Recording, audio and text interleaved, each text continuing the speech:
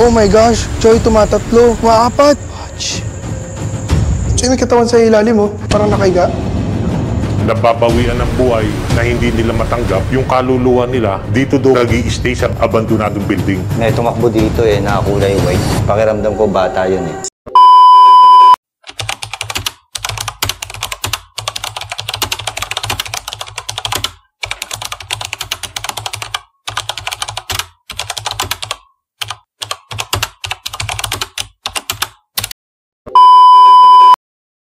Alright, so nandito na naman tayo guys. May nag-request sa akin at ang sabi is subukan ko daw na i-react yung mga video ni Sir Agassi Ching.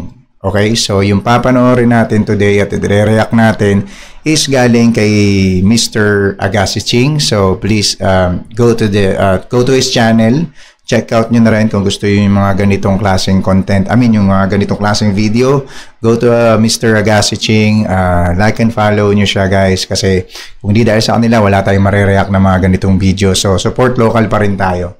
Alright? So tingnan natin ako, hindi ko pa to na-experience na panoorin. Itong mismong conventional center na to. So kasi gusto ko pag nag-react ako, totoo ko siyang magbibigay sa inyo. Yung talagang hindi ko pa napapanood. Para, syempre, yung reaction natin, totoo, hindi fake, di ba? So, sabayan nyo ako na manood. Tingnan natin kung ano yung mga nandito, kung nakakatakot ba o whatever. So, yun. Tingnan natin. Paano? Banat. Ito ang Abandoned Convention Center sa Paniki, Tarlac. Binuo ito noong 1974 at mahigit 15 years na itong abandonado. Sa kadahilanan daw na may boksingerong pumanaw dito mismo sa gitna ng kanyang laban. At dahil matagal na itong abandonado, ay may mga kwento-kwento na dito raw tumira ang mga kaluluwang na disgrasya sa highway na nasa tapat nito. Ito'y nagresulta sa hindi maipaliwanag na pangyayari at kakaibang pagpaparamdam sa pagsapit ng dilim. At ngayong gabi, lilibutin namin to at gagawa ng paranormal investigation para malaman kung ano nga ba talaga ang mga kababalaghan sa lugar na to. May akmakbang. Pilipino ba tong kausap namin? Pinoy. Sino tong kasama namin ngayon? Walang yan naman, trailer pa lang, natatakot na ako Guys, ano na kasi, 2:29 AM. No joke, 2:29 AM na talaga. Kasi panggabi ako So, nagkikreate lang ako ng mga ganitong reaction video kapag medyo maluwag sa trabaho. Sige, tuloy natin. Tinan mo, gusto niya makipaglaro.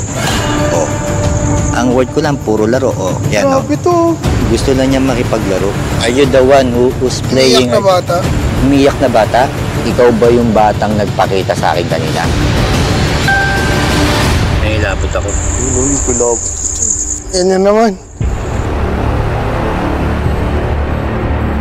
Bago tayo magsimula ay alamin muna natin kung bakit nga ba nakakakilabot ang convention na to. Gaano katagal na po itong abandonado? Kasi yung last event na ginawa rito yung boxing tournament, kung hindi ako nagkakamali, mga 2006 or 2008, nasa pagitan na yun. Tapos after po no na abandonado na tong lugar na to? Opo. Bago lang. Kasi doon sa tournament na ginanap dito, nagkaroon kasi ng accidental na hindi sinasadya. Yung boxing tournament. Meron po kasing isang consultant po na namatay po, pinakamadaling salita. Pagkayari nga po nung tournament na yun, nagsimulang mabandon. Siguro mga nasa pagitan po ng between kalahati ng 15 years, may ginanap kasi ditong school na dito nag-camping. May mga nararamdaman daw po silang kakaiba habang nandito sila sa loob ng building. Kasi ito pong lugar ng building na ito po yung Hapulid MacArthur Highway sa labas. Accident-prone area po yan. Lahat po ng mga taong nababawian ng buhay na hindi nila matanggap, yung kaluluwa nila, dito daw po nag-i-stay sa abandonadong building. Dito sila nag-iipon-ipon. Dito sila nagsistay and more than 15 years ng abandonado. Most likely po marami na talaga dito pagsapit ng gabi. Minsan nga po yung mga bandang magtatakip siling pa lang, may mga party na po kaming nakakaramdam, nakakarinig. Pero kadalasan talaga sa gabing tahimik ang paligid. Doon mo mararamdaman na bakit ganun kaingay ang building. May mga talagang tinatawag natin na nararamdaman pero hindi nakikita. At panoorin nyo hanggang sa dulo dahil may hindi inaasahan na mangyayari sa investigation namin mamaya. Okay guys, so simulan muna natin dito sa labas. Makikita Guys, bago lang, no? 2006. So, hindi siya 1990s, hindi kagaya ng mga iba, no? So, medyo matagal na nga rin kasi anong 2024 na ngayon, di ba? Pero, dun sa mga iba na na mga talagang haunted house na talaga ng mga tipong, or haunted mansion or whatever, usually mga nasa 1990s yan. Pero ito 2006, no? Medyo interesting siya. Sige, panoorin natin. Let's go. Natin na maganda pa rin yung itsura niya, hindi siya mukhang 15 years na inabandona na. Yung structure niya, yung color niya, hindi pa siya masyadong kupas. Diba? Okay pa dito. Pero ang sabi nila kasi, based sa mga in-interview namin, ay yung mga pagpaparamdam at yung mga kakaibang hindi may paliwanag na pangyayari ay magaganap lahat sa loob ng convention center na to. Kaya pasukin na natin, guys. Kasama ko ngayon, guys, si Kaincheck, si Jim at si Rick. At syempre sila kuya yung nagsabi sa amin ng location. 4 lang kami ngayon kasi marami nagre-request na gusto nyo mas konti lang kami para mas maging exciting ang adventure natin. Let's go. Sinimulan namin libutin ang nasa labas nito at ang napansin ko ay... So ngayon, guys, pagpasok makikita nyo na abandonado na talaga tong lugar na to. Bitak-bitak na ang yero dito at may mga sapot sa paligid. Sobrang lawak nitong lugar na to. Talagang stadium. Kaya siya ginagamit na pang events dati for camping, or mga boxing matches, or kahit ano pang mga sports na pwedeng gawin dito. May second floor din siya, guys. I-explore natin mamaya yan. Pero check na natin muna yung sinasabi raw nilang stadium. At sa pagpasok namin sa stadium ay may nagsimula ng magparinig. Uy! Narinig mo yun? May akbang-bang. Narinig yun? Tatlong step. Di dyan galing sa baba, sa taas. Okay, guys, kasi nga katulad ng mga nakausap namin na malapit dito, marami na rin naninirahan ng mga entities or mga ligaw na spirits dito dahil nga may mga disgrasya dito sa Marcos Highway ay naghahanap yung mga spirits ng matitirahan na abandoned na place at ito yung pinakamalapit. Ngayon pa lang, as early as now, papasok pa lang kami, may narinig na kaming 3 steps. Lakas at malakas. Parang yung sound niya parang may nalaglag. Pero di na lang namin pinansin at tinuloy namin libutin ang stadium. Okay, guys, so this is the stadium. Tingnan nyo kung gaano siya kalaki. Ayan, may mga yero-yero pa siya. So ingat na lang ako yung check choy. Tingnan nyo kung gaano kalaki yung stadium, guys. Makikita nyo, sobrang laki. Siguro sayang, dito nanonood yung mga tao pag may mga sports or competition na nangyayari sa gitna. Pwede nga rin nata itong maging basketball court eh. Pili ko ginawa rin itong basketball court dati. Sobrang ganda pa rin ang place niya until now. Napakalawak ng stadium, ngunit makikita mong marami ng pinagdaanan ito. Sa sobrang luma na ng convention center, guys, makikita nyo butas na yung yero niya. Makikita na natin yung sky. By the way, ganda ng sky, ang daming stars. Matagal na talaga tong area na to, matagal na. Paano mo nasabi? Kasi tinan mo, makikita mo yung mga gamit, yan na lang yung nakasaksi kung anong nangyari dito ng mga panahon na yun. At sa kalagitnaan ng paglilibot namin sa stadium, ay may nagparinig ulit. Oh! Ano yun? May naglalakad, no? Banda dito ko narinig eh. May tao ba dito? Wala naman, no?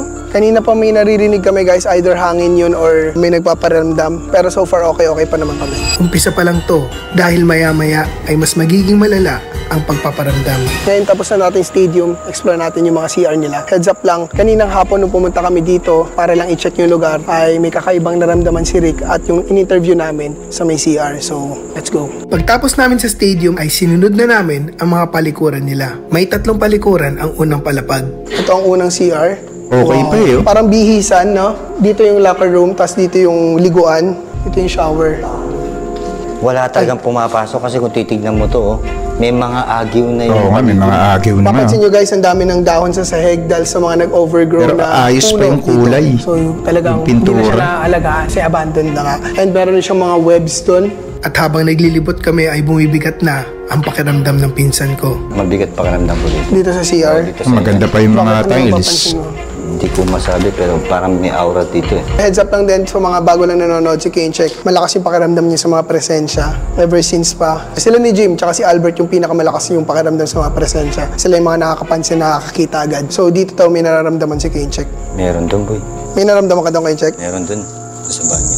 So this is the next CR. Tabi-tabi siya, 3 CR. Sa pangalawang CR ay parehas ang nakita namin. May mga tela sa lapag, agyo sa paligid at sanga ng puno na unti-unti nang kinakain ng pader. Guys, mapapansin nyo sa lapag-lapag ay may mga plastic or naunan ba to? Sinubukan kong buksan ang aking ghost tube at nagulat ako sa nakita ko.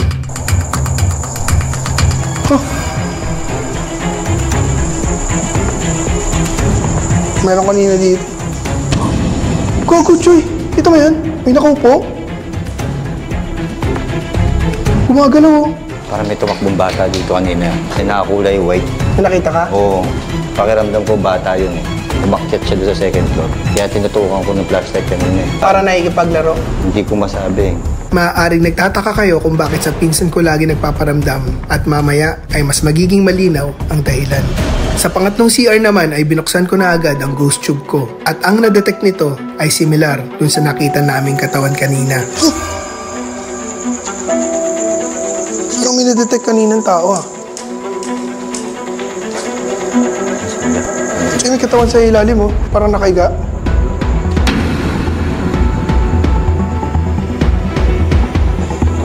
Wala na. At nang matapos dito ay lilibutin naman namin ang pangalawang palapag. Okay guys, so kakatapos lang namin dito sa first floor. Chinek na namin lahat ng CR. So far may nakita si Kenchik na dumaan na batang nakaputi. Si Jim, may naaninag siyang dumaan sa labas. Yung ghost tube niya pareho nung kay Boss Rino. Parang may ganun din si Boss Rino. Ako kanina dun sa CR na nakaiga. Pero ngayon, i-check muna natin. Exploring pa lang tayo sa second floor. Tara. Kaya umakyat na kami. At ang unang napansin namin dito ay sobrang dilim guys. So ito yung second floor nila. So far very minor pa lang naman yung mga nararanasan parang nakakatakot namin. Wala umakyat pang dyan. sobrang lala. Kasi baka wala pa rin sira na yung nararamdaman na super bigat at kakay. Ano yun? Baka bigla kang lumusot eh. Ba't nagsalita? Pag nag-auto-on yung ghost tube ko. Dito sa second floor ay mas kita ang buong stadium. So yun. Kadalasan nga, pag nakapwesto ka dito sa taas, VIP ka nun. VIP dito sa taas. VIP. So siguro dati nilalagyan nila ng mga upuan to. Oo. Tapos dito sa baba Dito yung yung nanonood sa baba. galing ang galing. Ganda. Ganda talaga ng location. Actually, na-amaze ako pag mga abandoned places. Tapos, na-imagine mo, na-visualize mo yung ganda nito before. Tama. Dito sa second floor ay malumot na Nakakapanghinayang lapag. Marami ring yerong sila wala na at yung mapuno na rin sa paligid. Pero kahit ganun, nakakamangha pa rin yung laki at ganda ng pwesto niya. Imagine mo gaano kadaming VIP na sa taas nito, ang lawak no itaas. Siguradong ano to, bigating convention to dati, guys. Ang nakakapanghinayang lang, hindi na nila na-renovate. Oo, hindi na nila naisalba. natuloy. Oo nga. Napabayaan na siguro. Pabayaan nila. Tama. Pero what could have been again? Gusto ko nga makita yung talagang totoong larawan nito eh. Sobrang lawak nitong second floor na to and feeling ko nga talaga VIP to kasi when you're here, makikita mo yung buong stadium eh. Parang mas magandang angle. It's very nice. At nang matapos na kaming libutin ng second floor, ay nag-iba yung pakiramdam namin doon sa huling corner. Dito sa last corner na to. Mabigat pakiramdam ko dito. Ano, May parang pareho sila parang may ni Boss tumatapak. Rino ng ginagamit ng ghost tube. Narinig kayo? Parang nakatakong. Nakatakong na tumatapak. Sa itong corner na to, mabigat pakiramdam ko dyan sa corner na to. Hindi ko Dito? alam bakit. Oo. Mabigat. Uy, tara puntahan natin. Dito, di ba inikot natin yung three corner? Itong last corner na to, parang ang bigat. Nanalamig ako dito. Oo nga, medyo maginaw nga. So ayun guys, naikot na natin tong stadium. Buong 2 floors and may mga kakaibang pagpaparamdam na kaming naranasan. Pero ngayon, mas kaklaruhin na natin yan kasi sisimulan na natin ang paranormal investigation. At habang nagsasalita pa ako dito, Okay, itong kay Sir Agassi-Ching, iba naman yung mga datingan niya, no? Kung ikutin niya yung lugar tapos magkakaroon siya ng paranormal activity. Parang may gagamitin siya ng mga iba-ibang mga instrument para ma-experience niya or ano ma-feel niya yung mga entity diyan. So tignan natin kung ano makikita natin dito. ay may narinig na naman kami.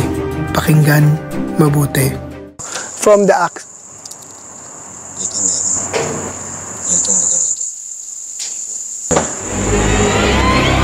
Tapos nito ay kinuha na namin ng ghost equipments at dito ay sisimulan na natin ang paranormal investigation. Ngayon dala ko na yung equipments ko guys. Ayun, ang dami Simulan na na natin equipment. yung investigation. Nag-set up na kami ng gamit para sa investigation. Nilagay namin sa iba't ibang pwesto ang music box, REM pod, pati na rin ang EMF. Okay guys, so kakatapos na namin i-set up yung mga equipments namin. Dito yung music box, dito yung REM pod, at EMF. Bago tayo gumamit ng spirit box at Estes method ay kita mo, try muna natin makipag-communicate gamit ang Kaso habang magsisimula pa lang kami ay para bang may sumasagot na agad sa amin. Ako nga po pala si Aga, si Jim, si Kenchek, si Rick at sumasagot. Nandito po kami with utmost respect. Gusto lang po namin malaman kung meron makakausap kami, kung sino man nasa paligid ngayong gabi. Kung meron mang entity or spirits na nasa paligid namin, pwede kayo sumagot using this EMF, music box, or REM pad. Dadaan lang kayo at magti-trigger siya pag dumaan kayo sa harap ng music box or sa REM pad pag lumapit kayo dyan. Meron ba kami kasama ngayon? Gusto lang po namin makipag-usap. Ngunit lumipas ang maraming minuto na wala kaming nakuhang sagot, kaya naisipan naming lumipat ng pwesto. Napagdesisyonan namin gawin ang investigation sa gitna ng stadium. Pero habang papunta pa lang kami doon, ay... Nagdadalawa dito, Choy. So kailangan talaga natin lumipat ng location, guys. Napapansin ko dito mas may activity. Choy!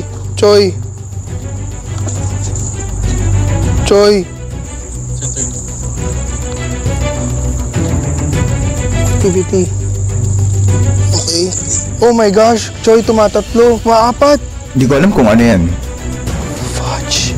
Comment nyo nga, ano ba yan? At sa pagsabay ng pagpalo ng EMF ay ang pag-iba. Ano yun guys, yung hawak niya na nag-iilaw-ilaw? I mean, frequency ba yun? Frequency checker ba? Comment nyo nga, hindi ko alam yun eh. Ang pakiramdam sa paligid. Choy, pansin mo? Parang ang lamig. Ang ginaw, oh. Hindi na-feel mo, Rick? Hindi nawawala yung activity. Tumatatlo siya pa rin, guys. Kaya sinet up na ulit namin sa magkabilang dulo ng convention. Okay guys, so ngayon sisimulan na ulit natin ang investigation. Lumipat kami ngayon sa gitna guys, at since nung paglipat namin ay nagkakaroon na ng activities kanina dito sa EMF at mas malamig na yung pakiramdam sa paligid. Sinet up na ni Rick yung equipment sa kabi-kabilang dulo para tingnan natin kung may mga activities na dadaan. At dito mas naging madalas yung pagsagot sa amin. Naglilimaw. Uy, tumunog. Okay, so mas malakas nga dito. Ako po si Aga, ito po si Jim, Pain Check, Rick. May kasama po ba kami ngayon? Meron bang entities or mga spirits or kaluluwa na tumitira dito sa convention center na to? Pwede nyo gamitin tong EMF. Meron. Okay. Okay, na-acknowledge po namin yung presence nyo. Niimbitahan namin kayo na makipag-usap sa amin kung gusto nyo. Thank you. Pwede rin po kayo dumaan dito sa music box or dun sa REM pad namin. Tutunog po siya pag dumikit kayo sa kanya. Pilipino ba tong kausap namin? Pinoy. Yan naman. Lalaki po ba kayo? Lalaki? Ito ba yung nakita ni Kenchik na tumakbo kanina sa hagdanan na bata? Batang lalaki ba to? Sa akin nakita kong bata, taga dito ka ba? Lumima. So nandito lang kayo sa paligid namin? Oo, may bata nga. Pwedeng sinasadya nila or pwedeng masyadong malayo yung mga equipments natin eh. Try natin ilapit. Sorry, Choy. Kahit sunod-sunod na ang pagpalo ng devices at para bang may gumagalaw sa paligid, ay hindi pa rin namin makausap ito ng maayos hanggang sa may napagtanto kami. Hindi siya dayo ngayon. Taga dito siya ngayon. Oo. Hindi, ang pakiramdam ko, Jim, medyo nantitrip na. Tumunog yung music box. Parang pagalawin niya yung equipments namin pero ayaw niya, gusto niya dito lang or kasi sumasagot. Nakastay lang dito sa atin. Parang umiikot-ikot lang siya. Tumunog yung music box, guys. Tingnan nyo Parang may naipaglaro lang sa amin. Naglilima-lima, guys. Bata Mahilig silang maglaro talaga. Ayun, Ako taga nagsagda. may nakikipaglaro sa amin ngayong gabi. Dito naman ay nasulyapan ni Jim yung batang nakita ng pinsan ko kanina. Sino man nandito ngayon, gusto nyo bang kausapin namin kayo gamit ang spirit box para mas maintindihan namin kayo? Tumunog. Tumunog na naman. O, diba? Hindi ako masyadong maniniwala sana. Kaso tumunog yung music box eh. Paano yun? Di ba umiikot siya eh? Nakakalabot. Sino nagsabi nasa kaliwa? Si Jim nasa kaliwa. May nakita ka sa kaliwa? Habang tumatagal ay mas nagiging malinaw na may nakikipaglaro sa amin. Bigla-biglang tumutunog ang music box at kakaibang pagpalo ng EMF. Hindi pa namin malaman kung anong gusto nilang sabihin sa amin, kaya ginamit namin ang spirit box para mas malinawan. Kung sa kausap namin kung bata man ito, Gagamitin na namin ang spirit box para makausap ka ng mas malinaw. Sana mas makipag-communicate ka sa amin or kung sino mang ibang entity pa na nasa paligid. Dinikit na po na parang gusto nila. Ang tunog ng tunog. Ang galing mo ah. At saka ang lamig na. Sabay-sabay tayo na naramdaman. Lumalamig na. Sobra. So guys, nilapit namin ngayon yung music box tsaka yung REM pad. At ayun nararamdaman ko yung hangin niya yun dito. At the same time, nagtitrigger na yung EMF natin. Pero kanina nung nandito kami, hindi ganito. Wala, nagpapawisan pa nga ako eh. Ngayon, magtatanong na kami. Sino tong kasama namin ngayon? Pwede ba malaman pangalan mo? Nung oras na to ay hindi namin masyadong marinig, pero nung pinlay namin yung video ay malinaw ang mensahe. Ano? Pwede ka bang magpakilala?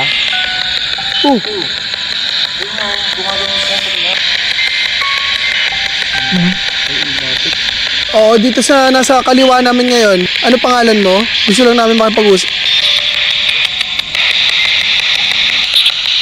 Philip? Parang Philip eh. Ikaw ba yung bata na nasa kaliwa ngayon? Pwede ba malaman yung pangalan mo?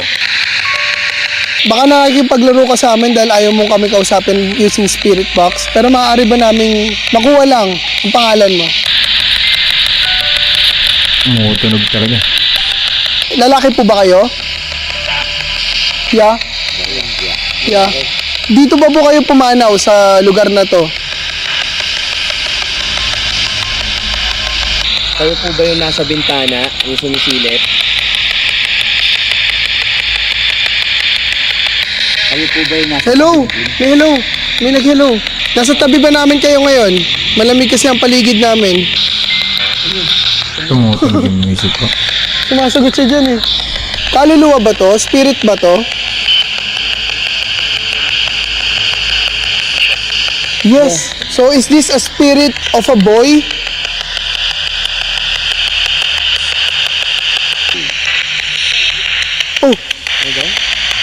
Oh. Parang ganun. Parang pinaglalaroan talaga tayo, no? Dito ay halos isang oras namin ginamit ang spirit box. Pero first time lang nangyari na madalang lang itong sumagot.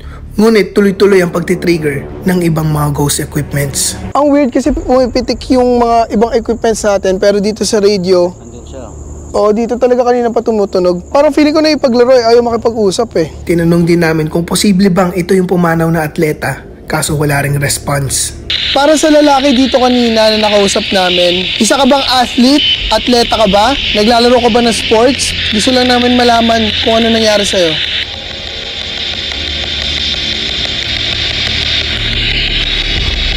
Pero dito sa pangyayaring ito ay mas naging malinaw ang lahat. Kanina pa tayo pinaglalaroan ng bata. Tinan mo, iyan lang ang paborito na laruan. Paano kaya gumagana yun? yun? Ginagalaw niya. Kanina pa niya pinaglalaruan yan. At siya lang nakagawa of all the vlogs na ginagawa ni Aga. Siya lang nakagawa. Paano kaya gumagana yung ano na yan? Pinatunog. Iniikot niya lang. Pinaikot lang niya.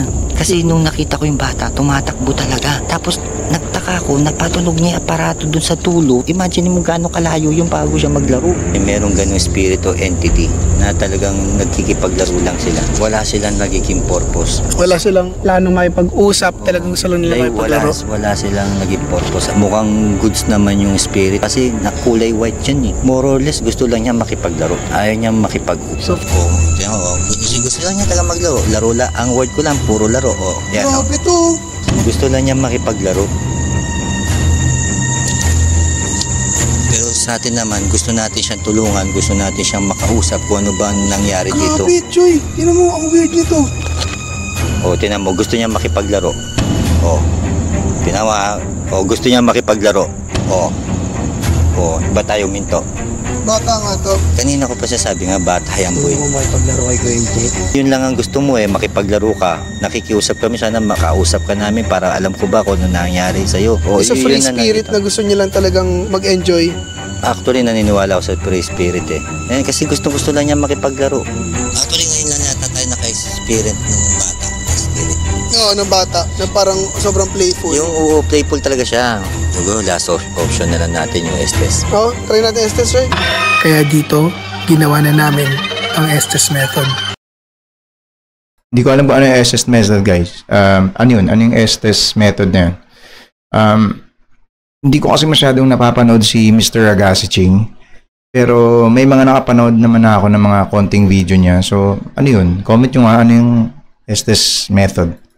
Ayan, ito ngayon si Rick, ang aking editor. Oh, yan. Pwede kayong maglaro. Pwede mo siya kausapin using this headset. Pwede ka magsalita, mag-transmit ka ng messages through the spirit box. At si Kane check, yung kalaro mo, magtatanong siya sa'yo. Sagutin mo lang. Kalaro, katanungan ko. Laro mo na eh. Kanina pa kayo naglalaro eh. Kanina pa kayo naglalaro to. Hirap yan, boy. Oh, diba? Okay lang ba sa'yo yun? Maglalaro? Okay lang. Okay. Okay lang. So maglalaro tayong... Parang gusto niya nga talaga. Maglalaro tayo ngayon. Talagang tumutunog yung music box. Gagili kilabutan. So ready ka na may paglaro. Ito naman ngayon ang tripan mo kanina, yung EMF. Ready ka na may paglaro? Okay, so sa start. Oh, Okay. Game. Tignan mo kanina. Uy. Kanina ito, tapos ngayon ito na naman. Talaga na may paglaro lang sa hindi ko alam pa paano gumagana yung music box na yan. Ayun na, Music alam mo box. siya narinig yan. Ang tanong Hindi ko ko alam ay, paano. anong pangalan mo? Ikaw ba yung batang nagpakita sa akin kanina?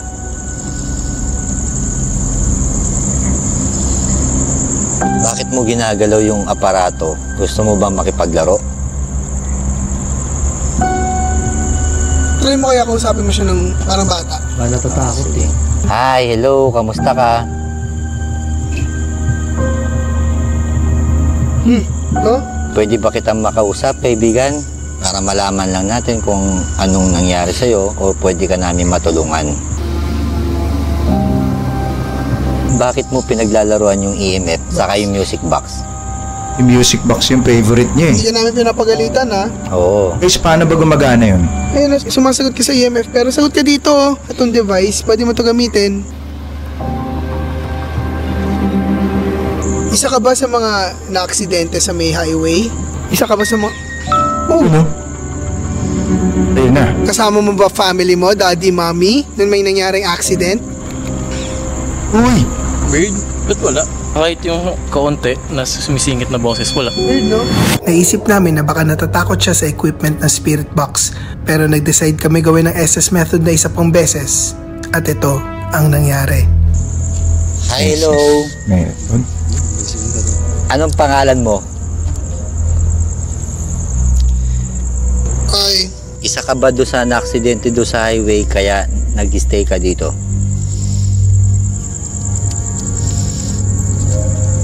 no, Ikaw ba yung bata nga nakita ko kanina doon sa hagdanan? you? Oo, ako nakita kita. At ikaw din ba? Oh, yes, you. Ikaw ba yung naggagalaw ng mga gadget na dala namin? What? Are you the one who touched the device here? Are you the one who's playing? Umiyak na bata. Umiyak na bata? Nahilabot ako. Ikaw ba yung nagpapakilabot sa akin? Umiyak na bata. Oh, Umiyak na bata? Nasaan Pero yung... sobrang hina lang. Nahilabot ako.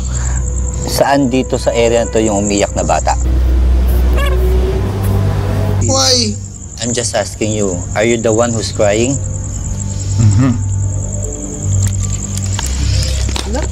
Parang umiyak na bata lang naririnig ko. Ang dali lang, wait lang. Sabi nila atin yung umiyak na bata dito kaya nangingilabot ako. Ha? Kung may record dito, may narinig yung mga tao dito umiyak na bata. Awe? Oo. Sino nagsabi? Yun na nga yun. Sino yung nakarinig na umiyak Ito na to si bata? ate. Matagal na po namin naririnig dito yon, kasama din po yung mga kamag-anak namin na may umiyak po na bata. Napagtanto namin na kaya baka hindi na nagre-respond yung bata dahil baka ang dating sa kanya ay pinapagalitan siya. Kaya humingi kami ng tawad at pinagdasal ang kaluluwa niya at tuluyan ng tinapos ang paranormal investigation sa gabing to. So, ayun guys, I guess dito na namin tatapusin yung journey namin and our paranormal investigation. Ayun guys, so medyo mahaba yung video pero medyo nag-enjoy ako kasi kakaiba eh, no? Stadium. Stadium nga ba? Parang Coliseum, whatever. I mean, iba siya, hindi siya haunted house, hindi siya ano, so kakaiba. And then at the same time, 2006 pa lang nung abandon. Tama ba? Yun yung pagkakaalala ko. And masyado pang maaga yun para ma-abandon na. Diba? Mas matanda pa nga yung bahay namin, diba? Tapos kung iisipin mo, magaganda pa yung mga structural design. So sayang nakakapanghinayang na hindi na naayos yung mga ganong klaseng lugar when in fact na yan na nga nagkakaroon na nga ng mga entity. So salute again for Sir Agassi Ching. Guys, like and follow nyo si Sir Agassi Ching, and saludo pa rin tayo sa mga yan, sa mga kino-content natin dito. Saludo tayo sa kanilang lahat kasi napakahirap ng ginagawa nila, but at the same time natatapos nila yung mission. So yun, if you want more content like this, guys, let me know. Comment lang kayo dyan, ano pa yung mga gusto nyong ipa-reaction video sa atin. Ito ay galing sa isang follower natin na nag-comment na mag-react daw tayo dito kay Mr. Agassi Ching. So let me know. Hanap ako ng mga bagay-bagay na mga videos na gusto ninyong makita at gusto ninyong i-react natin. Para sa inyo yan, guys. Okay, hanggang dito na lang. Peace.